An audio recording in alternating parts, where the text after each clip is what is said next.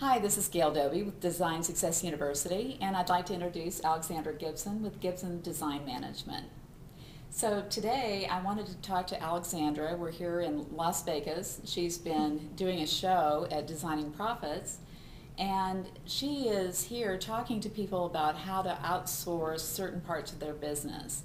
So let's talk about that a little bit, Alexandra, and tell us what that means.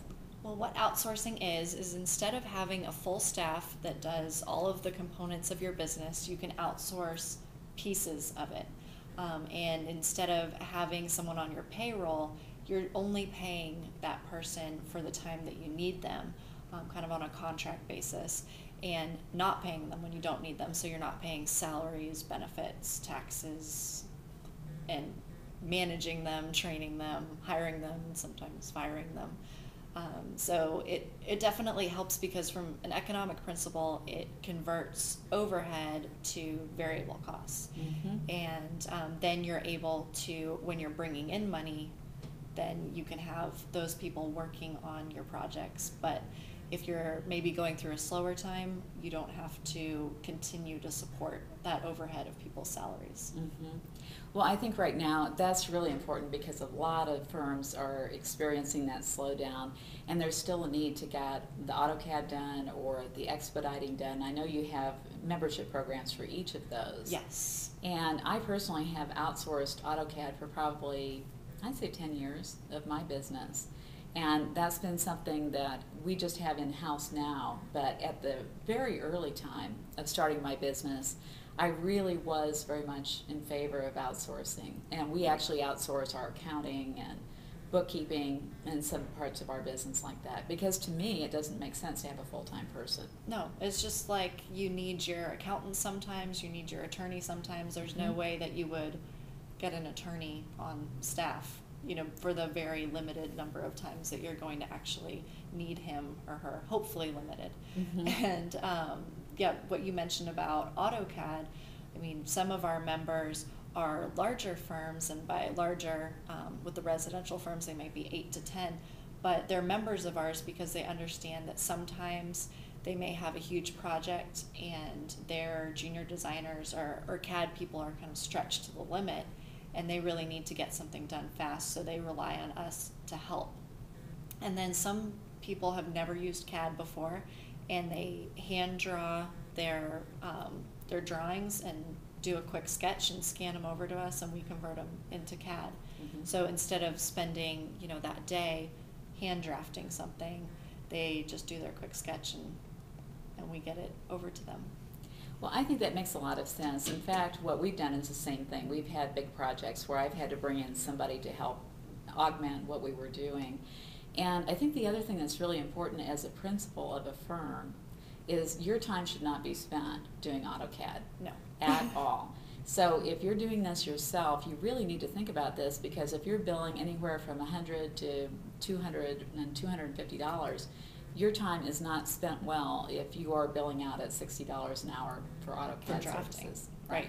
And most clients would not be very understanding No. and they don't realize how long the actual CAD takes, so they wouldn't understand that it actually took you 200 hours to do a commercial project, which we just spoke with a designer in California, and she's a sole proprietor, and she does a lot of commercial work, and she did spend 200 hours on her last project doing the AutoCAD herself.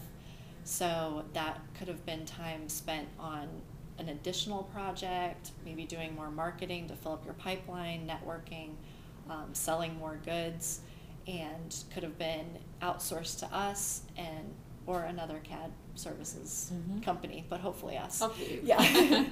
And then she could have been spending that time so much doing something so much more helpful to her business. Well, let's just take it for instance. Say that somebody spent, you said 200 hours on Yes. that project. 200 hours. Let's say her billable fee was $150. That's $30,000. Yes. So that's $30,000 that she could have been billing out, and then she could also be marking up the services that she is purchasing from you. Right. And Exactly. making that money. Or she could be doing something fun. Yeah.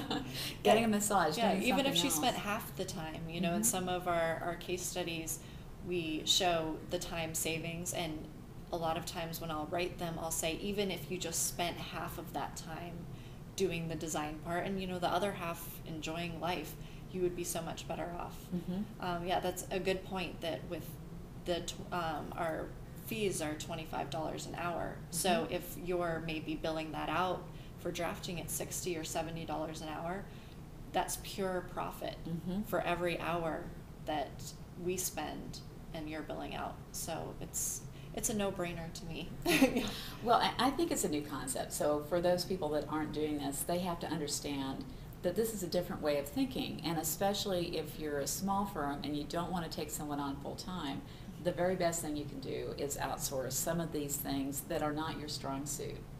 And I have a kind of a rule of thumb too, that in my firm, I know what I'm good at and I know what I'm not good at. And I shouldn't try to try to get better at things that I'm not good at. I just need to get better at the things that I'm really good at. Right. And that's when you really get the momentum in your business. So that's something to think about as you're really trying to plan for how you're going to manage your staff. Right. And it's the saying, jack of all trades, master of none. I think a lot of times in smaller firms we fall into maybe a junior designer or design assistant wears so many hats that he or she never really gets proficient in any of them. So they're doing purchasing and then they're doing some CAD, and so it takes them a little longer to do every piece of it because they're not doing just CAD all day long, or they're not just doing purchasing all day long. So there's definitely momentum that's gained when you're able to do something and really specialize in it. So that's also what outsourcing allows you to do, is have a team that's really specialized in that, not just someone who does, oh, I do this and I do that. You know, I'm a plumber and an electrician and a roofer. Yeah.